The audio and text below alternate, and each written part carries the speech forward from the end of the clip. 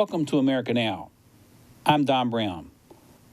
Today's topic, a timely one. Election fraud.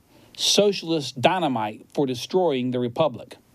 This is part of our continued Takeover on the Horizon series. Now, recently, Broward County, Florida election supervisor Brenda Snipes, you probably heard that name, she resigned. Finally, but not before engaging in a number of shenanigans, which cast tremendous doubt on the credibility of the elections process in the Sunshine State. Now, you may remember what happened in Florida in the 2018 elections. Governor Rick Scott challenged incumbent U.S. Senator Bill Nelson. And in the governor's race, Congressman Ron DeSantis faced off against the Soros-backed socialist mayor of Tallahassee, one Andrew Gillum. Now, both races just before the election, if you believe the polls, were considered too close to call. Thanks to a couple of tactical errors by DeSantis and thanks to millions in Soros money poured into the socialist candidate Gillum, the previously unknown Democrat pulled within striking distance and actually tied the race and actually took the lead at one point in the polls. But as election day approached, both Republicans, DeSantis and Governor Scott, had a slight lead in the polls in single digits, with the race still close to call leading into Election Day.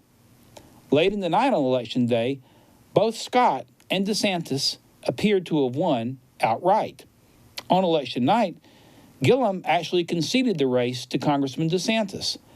And in the Senate race, although Senator Nelson did not concede on election night, as the midnight hour approached, several networks called both races for both Republican candidates.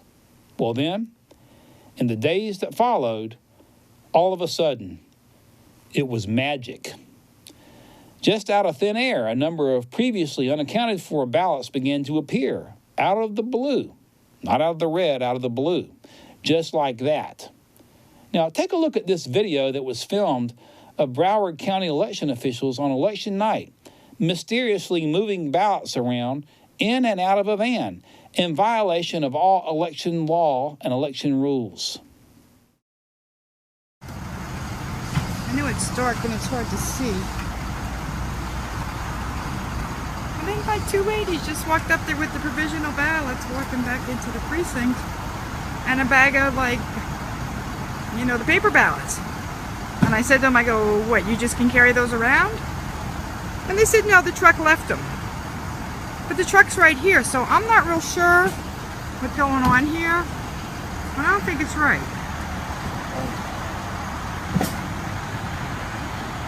The ballots are right there, like right in the middle screen, in blue bags on the ground. This is like news. This is the weirdest thing I've ever seen in my life. They seriously put this stuff in people's car and then let them bring it to the truck? Like, really?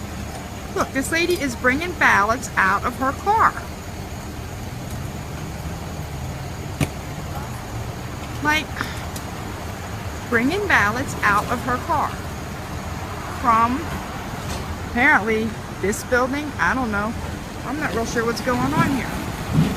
Unless these are people coming from other precincts. Sir, officer, are these people coming from other precincts? Is that what's happening? So they let them transport them with one person in the car from other precincts? Apparently so, huh? That doesn't seem right, does it? I know.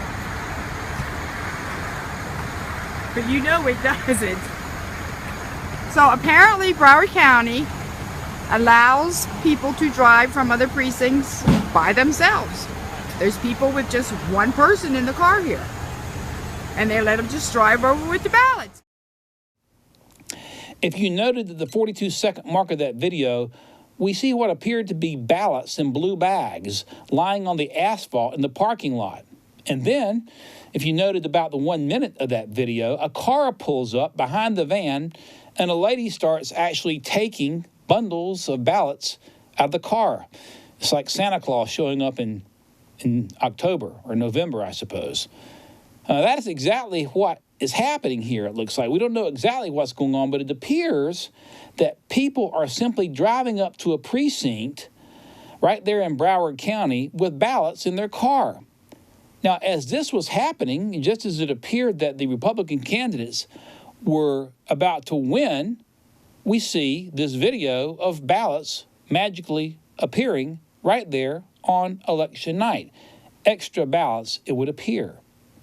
Question: isn't it interesting that the magically appearing ballots all seem to support the Socialist Democrats? In Florida, we know that these magic ballots appeared after the polls are closed and after the legal deadline to stop the counting. After these votes appear in the night in these vans and cars, the Democrat war cry becomes count every vote. Now, note that the war cry is not count every legal vote, not count every vote by an American citizen, not count every vote from someone who is actually alive, but count every vote. In other words, whatever it takes to win. Here's what we do know from that race. Florida law requires elections officials to report all voting and all tabulated vote-by-mail results, in other words, ballots that have been mailed in, to the Department of State within 30 minutes after the polls close. That should be pretty easy to do because all those are sent in early. And within 30 minutes, those results are supposed to be in. And there's a reason for the law. It is to ensure the accuracy of the ballots, to make sure that everybody plays by the same rules, and to avoid the same type of shenanigans that we saw in that video. But in this case, with Mrs. Snipes' corrupt election team in Broward County, not only do we not have early votes counted within 30 minutes of the polls closing, but they were still counting several days after the election. Maybe when ballots arrive in cars at the last second, it takes a while to count those. With the way things operate in Broward County, it looks like the Democrats have a stash of reserve ballots that they can, whip out any time whenever one of their candidates is in trouble. Now, if anyone thinks we're imagining this electoral corruption in Broward County, Florida, we are not. In fact, the record speaks for itself, and really so do Ms. Snipes' own words. In fact, one of the biggest critics speaking out against Ms. Snipes and her political vote corruption machine has been a Democrat named Tim Canova. In fact, one of his campaign workers shot the video that you just saw. That was shot by a Democrat campaign worker. Mr. Canova is a law professor at Nova University who in 2017 decided to challenge Congresswoman Debbie Wasserman Schultz in the Democrat primary for Congress. You may remember Ms. Wasserman Schultz. She was a National Democrat Party chair under Obama. That is until WikiLeaks revealed that in emails that she and other members of the DNC actively favored and worked for Hillary Clinton over Bernie Sanders in the 2016 Democrat presidential primary. As chair of the DNC, Wasserman Schultz was supposed to be neutral, but that's another story. At any rate, Professor Canova, who was a Bernie supporter, decided to challenge Wasserman Schultz in the Democrat primary. And just like Wasserman Schultz had favored Hillary over Bernie, well, it appears that Brenda Snipes favored Wasserman Schultz over Tim Canova. So much that ballots in Broward County, ballots that quite possibly could have favored Mr. Canova, well, they strangely disappeared. Now, isn't that interesting? They can make ballots appear just like that out of the blue, or they can make them disappear depending on what they want to do. Something had gone wrong, and after the race, Professor Canova sought some answers. So he sought to inspect the ballots to verify the vote, as he's allowed to do under the Florida Public Records Law. But when he asked for those ballots to count himself, Mrs. Snipes stonewalled his request for many months and forced him to file a lawsuit in the middle of 2017. Early in 2018, Ms. Snipes admitted, now get this, she admitted with her own words in a sworn videotaped deposition that she had destroyed the paper ballots in violation of Florida law. This is not imagined. These are her own words. Several months later, the Florida Circuit Court granted what we call in the law summary judgment in favor of Professor Canova, and found that Snipes had violated many state and federal statutes, including some punishable as felonies with up to 5 years in prison. Of course, by that point, it was too late to do anything about the election, because the Florida Secretary of State had already declared a winner and certified Wasserman Schultz as the winner, and she'd gone back to Washington. This despite the numerous violations of state and federal law. And despite all that, no charges have been brought against Ms. Snipes. Are you listening, Pam Bondi? Of course, Pam is the outstanding Attorney General of Florida and should take a look at this case. Ms. Snipes, who's a Democrat, was appointed by former Governor Jeb Bush in 2003. Question: why in the world would Jeb Bush, who's supposed to be a Republican, appoint a Democrat like Snipes to an important position to head the Broward County Elections Board? Go figure. But with regard to Ms. Snipes and her corruption, as we pointed out, it was not only Republicans but Democrats who had a problem with her. The liberal Miami Herald called Broward County, quote, the most controversial Department of Elections in Florida. And Snipes received criticism going all the way back to even 2004 when, get this, she failed to send out over 50,000 absentee ballots from individuals who requested them, many of them Republican. If we are going to be we the people, we got to hold our Congress their feet to the fire.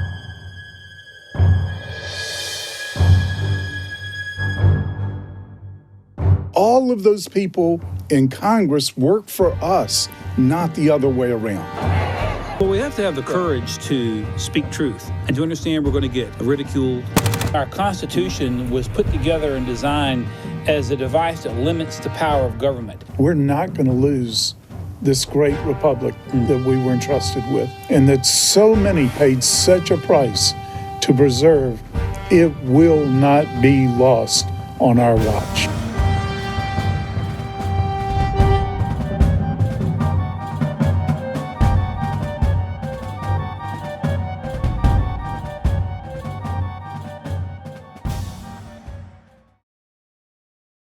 Well, Ms. Snipes is gone now. Now, whether the corruption that she created also leaves in South Florida remains to be seen. Somehow I doubt it.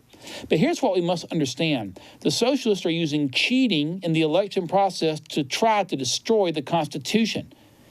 And this problem goes on far beyond the corrupt Mrs. Snipes, who happens to consistently be in the spotlight.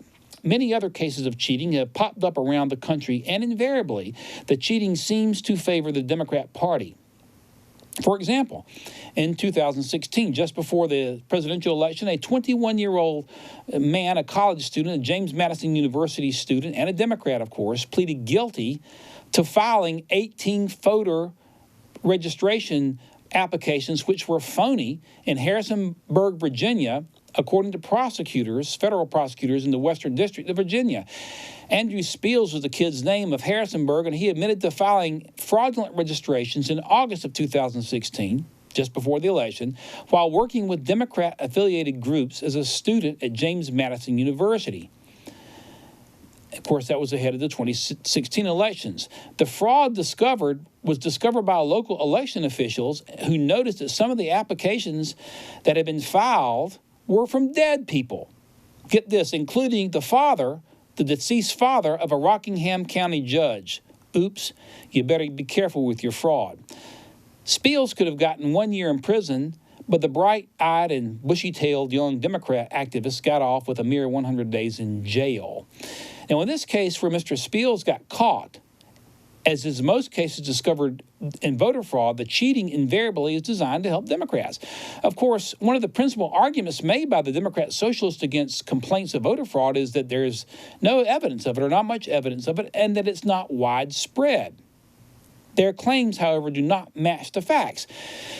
In July of 2017, the well-respected Heritage Foundation released a report entitled, quote, Voter Fraud Database Tops 1,000 Proven Cases. Let me repeat that, the name of that report. The Heritage Foundation report states that Voter Fraud Database tops 1,000 proven, with the emphasis on proven cases. The Heritage report is replete with many documented examples of voter fraud. For example, Frederica Silcher, who was an illegal alien living in Baltimore, was convicted of numerous charges in 2014 while he lived illegally in the United States, collecting Medicare and Social Security and voting in United States elections. Silcher had been in the United States illegally since his temporary work visa expired in 1969. He was convicted of child abuse in 2004. They let him stay here. He was a registered sex offender. Let him stay in the country. And yet he continued to vote in numerous elections despite being ineligible and being an illegal citizen, an illegal alien in the United States. Then there was Debbie Tingler, who the Heritage Report also cites, of Reynoldsburg, Ohio, who pleaded guilty to illegally voting in 2013. Ms. Tingler had registered to vote, requested absentee ballots, and submitted those ballots under at least two different names, Debbie Tingler and Deborah Tingler. Ms. Tingler also was a Democrat. Now, Ms. Tingler was given a suspended sentence of 120 days. In other words, she did no time in jail in order to pay $200 court costs. A suspended sentence? My friends, we're not taking this seriously enough. Prosecutors need to take this more seriously. But the left-wing social media, which is part of the socialist takeover on the horizon, will lead you to believe that voter fraud is not that big of a deal in America. Why? Because they don't want you to believe it, and they don't want anything done about it. In fact, they want more fraud. They want dead people to vote and to help elect socialists and Democrats. The liberal Washington Post recently made the claim that there were only, get this, 4 documented cases involving voter fraud.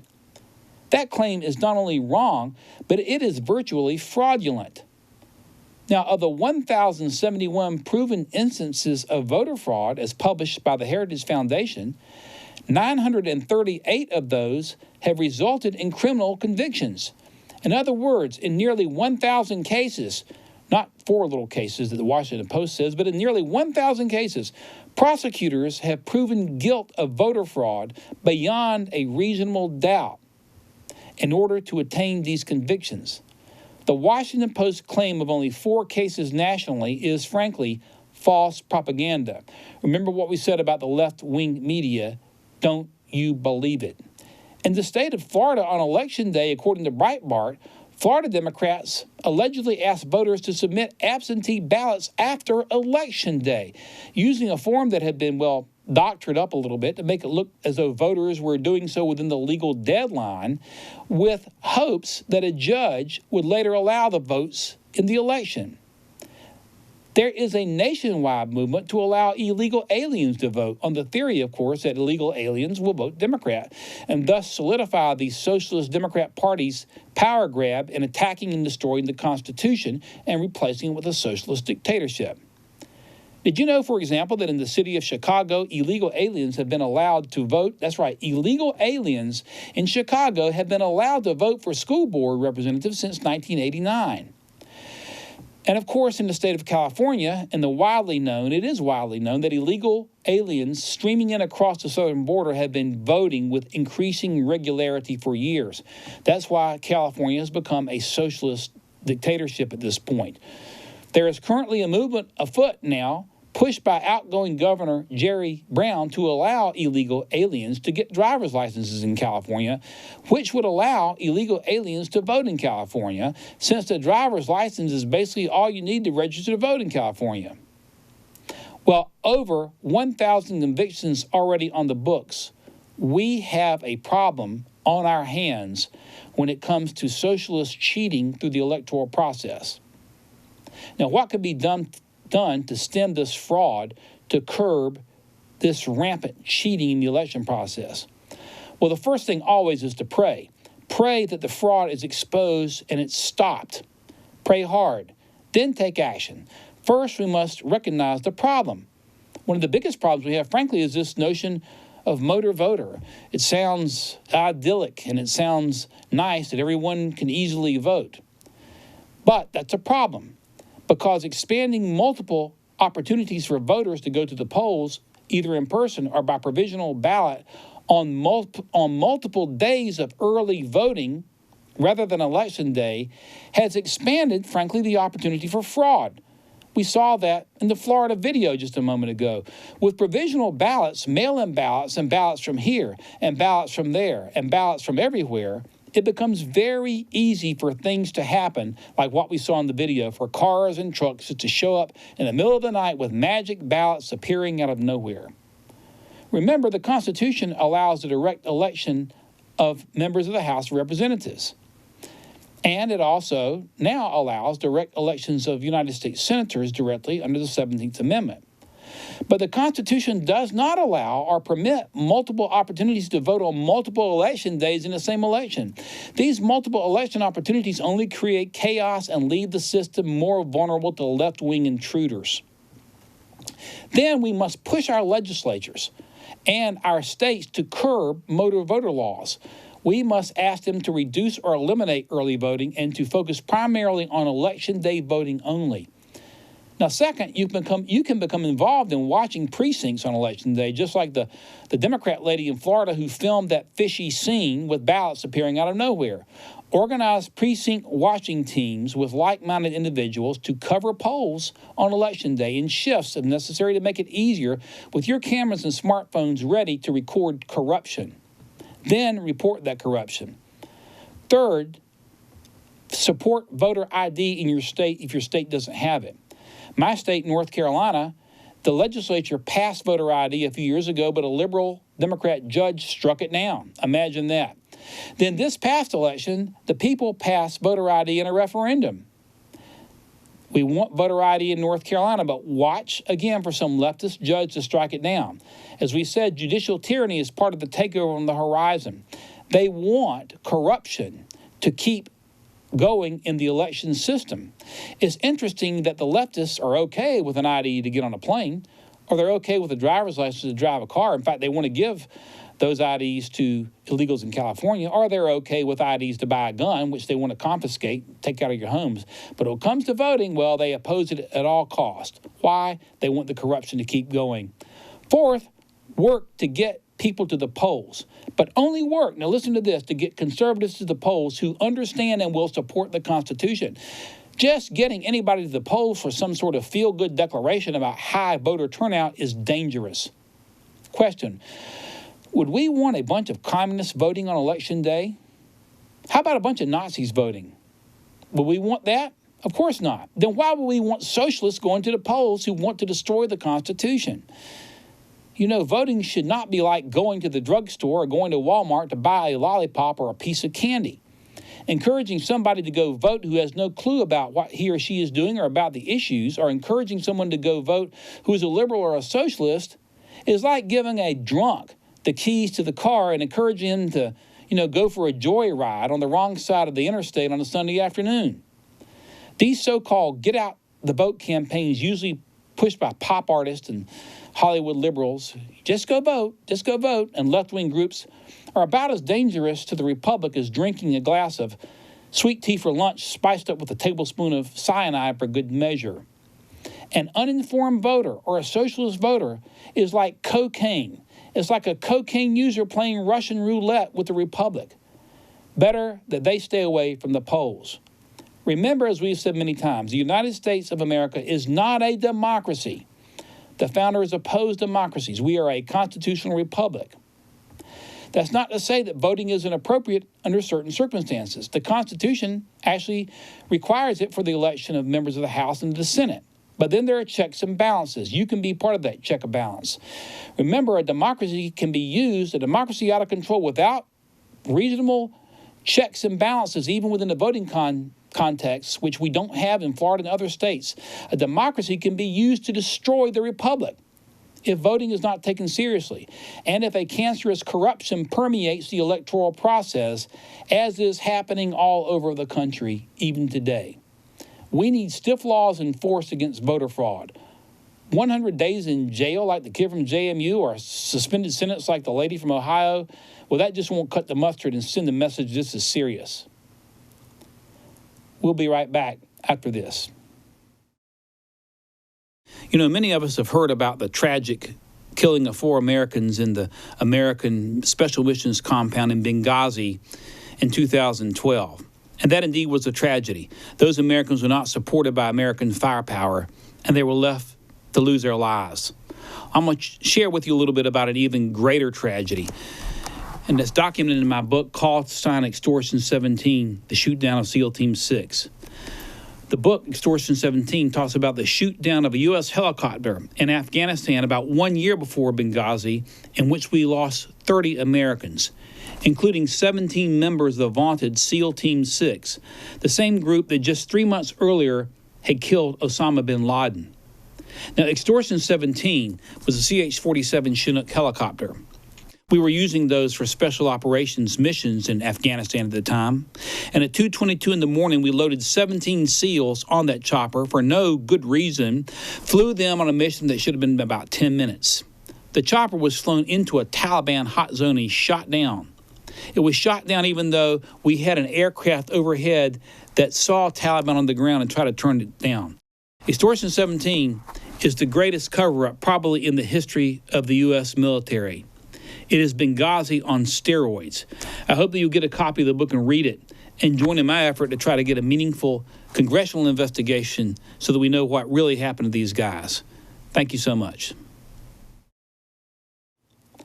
Our thought for the day comes from Benjamin Franklin, who said that a democracy is like two wolves and a sheep meeting at high noon and then voting on what they were about to have for lunch. Remember, we're a republic, not a democracy. And our good news for the day comes from Jesus the Messiah, who said, "Come to me, all you who are weary and heavy laden, and I will give you rest." That's our show for this week. And we hope you've enjoyed it, and we sure look forward to seeing you back next week. Until then, remember this: America first, America always. God bless America.